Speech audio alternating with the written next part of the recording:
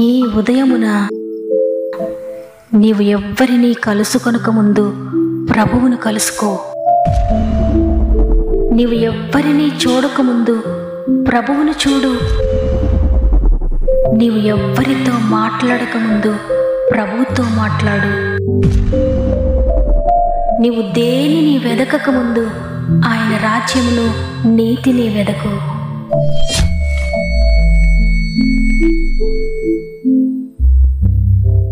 Praise the lord. దేవునికి మహిమ కలుగును గాక. ఈ ఉదయకాలమున గాడ్ ఫస్ట్ అనే వాగ్దాన కార్యక్రమానికి మిమ్ములు మీ కుటుంబాలను మరొకసారి ప్రేమతో ఆహ్వానిస్తూ ప్రభు నామములో నా యొక్క శుభములు మీ అందరికీ తెలియజేస్తూ ఉన్నాను. ఈ ఉదయకాలంలో ఎలా ఉన్నారు ప్రియ దేవుని బిడ్డలారా? అత్యంత కృపను బట్టి మీరు మీ కుటుంబాలు మీ పరిస్థితులన్నీ బాగున్నాయని, ఆయన కృప మిమ్మల్ని నడిపిస్తుందని, ప్రతిరోజు కూడా ఆయన మీతో మాట్లాడుతూ తన వాక్కు ద్వారా మిమ్మల్ని బలపరుస్తూ తన చిత్తాన్ని మీకు తెలియజేస్తూ ఆయన మాట ఇచ్చిన ప్రకారంగా మీ జీవితంలో జరిగిస్తూ మిమ్మల్ని నడిపిస్తున్నారని నమ్మి దేవుని స్తుతిస్తూ ఉన్నాను. ఈ ఉదయాన లేవగానే ఈ దినం ఎలా స్టార్ట్ చేయాలి, ఈ పరిస్థితులన్నిటినీ నేను ఎలా డీల్ చేయాలి, ఎలా చక్కబెట్టాలి, ఈరోజు ఎలా గడుస్తుందో, ఎవరైనా నాతో ఉంటే బాగుండును, ఎవరైనా నా బాధ పంచుకుంటే బాగుండును, నాకు ఫోన్ చేసి నన్ను ధైర్యపరిస్తే బాగుండును అని మీరు అనుకుంటూ ఈ ఉదయాన ఈ వాక్యాన్ని వింటున్నారేమో. దేవుడు మీతో మాట్లాడి తన వాక్కు ద్వారా మిమ్మల్ని ధైర్యపరచబోతున్నాడు. అందువల్ల మీ పరిస్థితులు ఏ విధంగా ఉన్నా దేవునితో మాట్లాడండి, ఆయన మాట తీసుకోండి. తప్పకుండా ఆ మాటే మిమ్మల్ని నడిపిస్తుంది. అదేవిధంగా మీరు పెడుతున్న ప్రతి కామెంట్ను చదువుతున్నాను, మీకు ప్రతి ప్రార్థన వస్తుతిని గురించి ప్రార్థిస్తూ ఉన్నాను. అయితే నేను చేయలేనయ్యా, నీ చేతులకు అప్పగిస్తున్నానయ్యా, ప్రతి ఒక్కరి జీవితంలో మీరు అద్భుతాలు జరిగించండి అని మిమ్మల్ని అందరినీ దేవుని చేతులకు అప్పగిస్తున్నాను. ఎంత మాత్రం భయపడకండి, ఆయన చేతుల్లో మీరున్నారు. ధైర్యం తెచ్చుకోండి. సమస్త మహిమ ఘనత ప్రభావములు దేవునికి చెల్లునుగాక. ఈరోజు దేవుడు మనకు అనుగ్రహిస్తున్న శ్రేష్టమైన వాగ్దానం మత్తయి సువార్త 8వ అధ్యాయము 13వ వచనము. నీవు విశ్వసించిన ప్రకారము నీకు అవునుగాక. ఆమేన్. ఈరోజు ఈ వాగ్దానాన్ని వింటున్న ప్రియ దేవుని బిడ్డలారా, సృష్టికర్త అయిన దేవుడు ఈరోజు నీకు తెలియజేస్తున్నారు, నీవేదైతే నమ్ముతావో, దేనిని విశ్వసిస్తున్నావో అది నీ జీవితంలో జరుగునుగాక అని.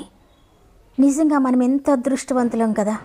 నీవేది విశ్వసిస్తావో అది నీకు అనుగ్రహిస్తానని దేవుడు తెలియజేస్తున్నారంటే మీ దగ్గర నుండి ఆయన ఏమీ కోరుకోవడం లేదు, నమ్మిక ఉంచండి చాలు అని తెలియజేస్తున్నారు. ఈరోజు దేవుడు ఆ మాట శతాధిపతితో చెప్తూ ఉన్నారు.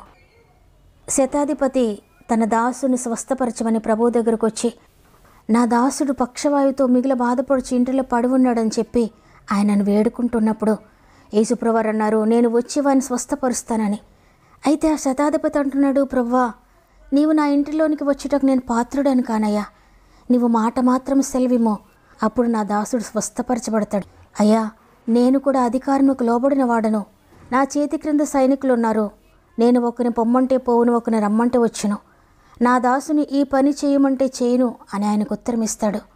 అప్పుడు యేసుప్రభువారు ఆ మాట విని మిగులు ఆశ్చర్యపడి వెంట వచ్చుచున్న వారందరినీ కూడా చూచి వారితో చెప్తాడు, ఇశ్రాయేల్లో ఎవరికైనానూ నేను ఇంత విశ్వాసం ఉన్నట్లు చూడలేదు అని.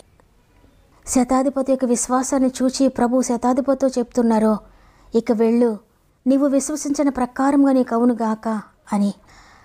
ఆ ఘడియలోనే అతని దాసుడు స్వస్థత పొందినట్లుగా మనం చూస్తున్నాం. చూడండి, శతాధిపతి అనేక మంది మీద అధికారిగా ఉన్నాడు. అతని చేతి క్రింద అనేక మంది పనివారు ఉన్నారు. అతని అధికారానికి లోబడినవాడు అయినప్పటికీ కూడా దేవుని దగ్గర తగ్గించుకొని, అయ్యా, నీవు నా ఇంటికి రావడానికి నేను పాత్రుడను కాదు, నీ ఒక్క మాట సెలవిస్తే చాలు నా దాసుడు స్వస్థపరచబడతాడు, నీవు వచ్చి నా దాసును ముట్టుకపోయినా పర్వాలేదయ్యా, ఇక్కడి నుండి నీ ఒక్క మాట చెప్పు, అక్కడ నా దాసుడు స్వస్థపరచబడతాడని ఎంతో విశ్వాసంతో చెప్తున్నాడు. నిజంగా ఆ శతాధిపతి ఏదైతే విశ్వసించాడో అతని విశ్వాస ప్రకారంగానే అతని దాసుడు ఆ ఘడియలోనే స్వస్థత పొందుకున్నాడు. అప్పుడు ప్రభువు, నీవేదైతే విశ్వసిస్తున్నావో ఆ ప్రకారంగానే నీ జీవితంలో జరుగునుగాక అని సెలవీయగానే ఆ ఘడియలోనే అతని దాసుడు స్వస్థపరచబడ్డాడు. ఈరోజు ప్రభు నీతో కూడా అదే మాట్లాడుతున్నారు. నీవేది నమ్ముతున్నావో, నీవేది విశ్వసిస్తున్నావో అదే నీ జీవితంలో జరుగునుగాక అని. ఈరోజు ఒకవేళ నీవు ఇక జరగదు అని నువ్వు విశ్వసిస్తున్నావా, నా జీవితం ఇక బాగుపడదు అని నువ్వు విశ్వసిస్తున్నావా, నా జీవితంలో స్వస్థత రాదు అని నువ్వు విశ్వసిస్తున్నావా, పదే పదే చెప్తున్నావా, నా జీవితంలోకి కార్యం జరగదు, నా కుటుంబం మారదు, నా బిడ్డలు మారరు అని నువ్వు పదే పదే నీ నోటితో మాట్లాడుతున్నావా? అనేక మందికి చెప్తున్నావా? అయితే నీవేది మాట్లాడుతున్నావో, ఏది ఆలోచిస్తున్నావో అదే నువ్వు విశ్వసిస్తున్నావు. కాబట్టి నీ జీవితంలో అదే జరుగుతుంది. నాకు ఇక స్వస్థత రాదు అని నీవు అన్నట్లయితే నీవు అదే విశ్వసించావు, కాబట్టి అదే నీ జీవితంలో జరుగుతుంది.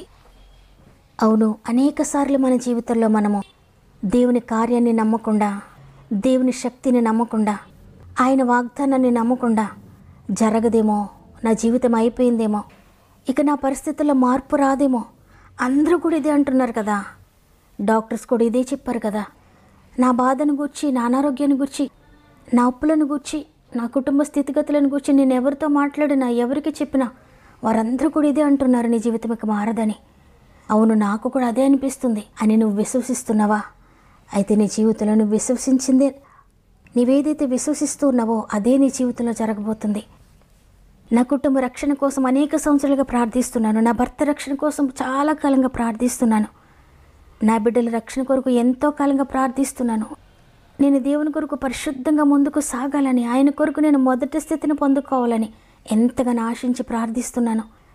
కానీ నా జీవితంలో మార్పు లేదు, నా కుటుంబంలో మార్పు లేదు, నా బిడ్డల్లో మార్పు లేదు, నా భర్తలో మార్పు లేదు, నా భార్యలో మార్పు లేదు, నా ఆర్థిక పరిస్థితుల్లో ఏ మార్పు లేదు, నా ఆరోగ్య విషయంలో ఏ మార్పు లేదు అని ఈ విధంగా అందరూ చెప్తున్నారు కదా, అందరూ మాట్లాడుతున్నారు కదా అని నిరాశపూరితమైన మాటలు మాట్లాడుతున్నారా?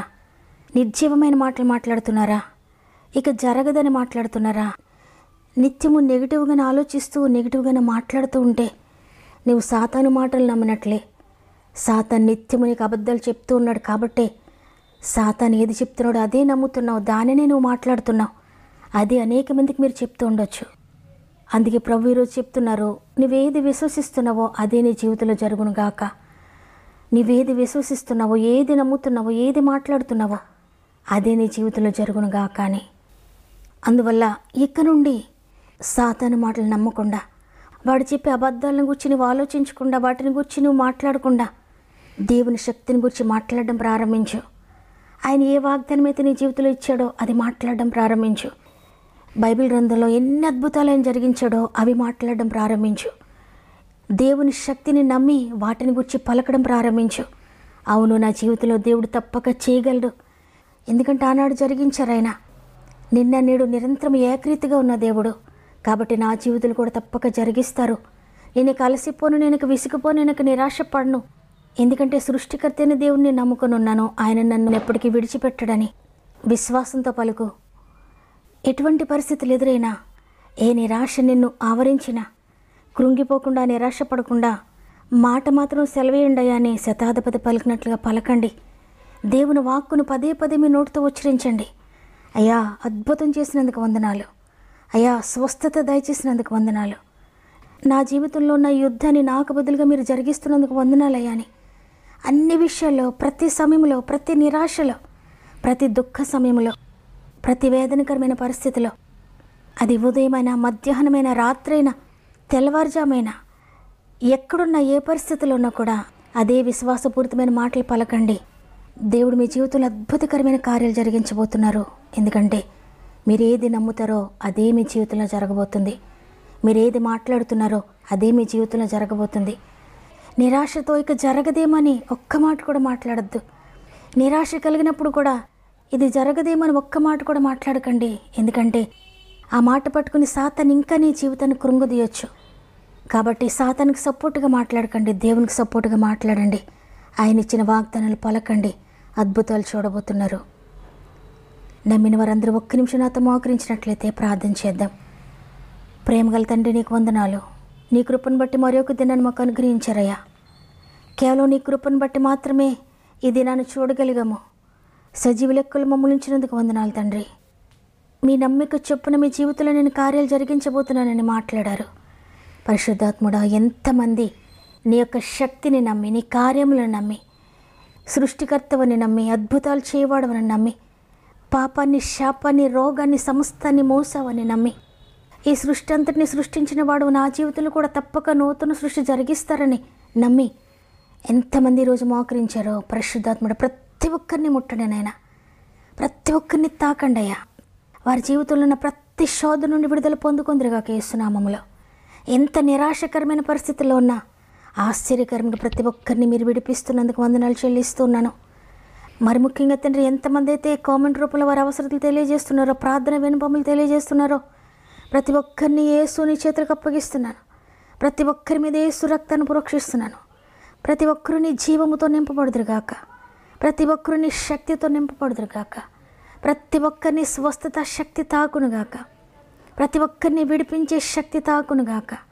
ప్రతి జీవితంలోని ప్రతి దురాత్మ చీకటి శక్తులను, అంధకారపు శక్తులను శక్తి కలిగిన యేసునామములో గద్దిస్తూ ఉన్నాను. చీకటి శక్తులు, అంధకారపు శక్తులన్నీ కూడా లయమైపోనుగా యేసునామములో. దుష్టుని యొక్క ప్రతి కార్యము వారి జీవితంలో నుండి తొలగింపబడునుగాక. తండ్రి, నమ్మిన వారందరి జీవితాల్లో అద్భుతాలు జరిగిస్తున్నందుకు వందనాలు చెల్లిస్తున్నానయ్యా. ప్రతి జీవితంలో మీరు జోక్యం చేసుకున్నందుకు, ప్రతి జీవితంలో మీరు ఆశ్చర్యకరమైన కార్యములు జరిగిస్తున్నందుకు, కార్యములు ప్రారంభించినందుకు వందనాలు చెల్లిస్తూ, ఈరోజు ప్రత్యేకంగా పుట్టినరోజులు, పెండ్లి రోజు జరుపుకున్న వారందరినీ గాయపడిన చేతులకు అప్పగిస్తున్నానయ్యా. ఈ సంవత్సరం అంతా తోడుగా ఉండి నడిపించండి. ఈ దినం ప్రారంభిస్తూ ఉండగా ఈరోజంతా మా ఆత్మీయ కుటుంబం అంతటికి తోడండి. వారు వెళ్ళే ప్రతి స్థలంలో, వారు చేసే ప్రతి పనులు, వారు ప్రారంభించే ప్రతి పనులు, వారి మార్గం అంతట్లో నీ దూతలను తోడుగా ఉంచి వారికి ముందు మీరు నడిచి జయకరంగా దినం ముగించి అనేక అద్భుతాలు చూసి కృపను దయచేస్తున్నందుకు వందనాలు చెల్లిస్తూ యేసయ్య పరిశుద్ధమైన నామములో అడిగి వేడుకొంచున్నాను తండ్రి. ఆమేన్. ఈరోజు వాగ్దానాన్ని విన్న ప్రియ చెల్లి, ప్రియ తమ్ముడు, అనేక సంవత్సరాలుగా నిరాశలోనే ఉండి నిరాశ మాటలు మాట్లాడుతూ ఈ రోజు నుండి విశ్వాసపూరితమైన మాటలు మాట్లాడుతానని నిర్ణయం తీసుకుని దేవునితో ప్రమాణం చేసుకున్నారా? అయితే త్వరలోనే మీ జీవితంలో అద్భుతాలు చూడబోతున్నారు. వాగ్దానాన్ని నమ్మిన వారందరూ కూడా హృదయపూర్వకంగా బిగ్గరగా ఆమేన్ చెప్పండి. లైక్ చేయడం, షేర్ చేయడం మర్చిపోకండి. ప్రతిరోజు వాగ్దానాన్ని వింటూ, వాగ్దానం లైక్ చేస్తూ, అనేక మందికి షేర్ చేస్తూ వాక్య పరిచయలో పాలు పొందుతున్న మిమ్ములను, మీ కుటుంబాలను దేవుడు అత్యధికంగా ఆశీర్వదించి దీవించునుగాక. దేవుని చిత్తమైతే తిరిగి రేపు అందరం కలిసి ఆయనను స్తుతిందాం. అంతవరకు ప్రభు మీకు, మీ కుటుంబాలకు తోడేండి నడిపించునుగాక. God bless you.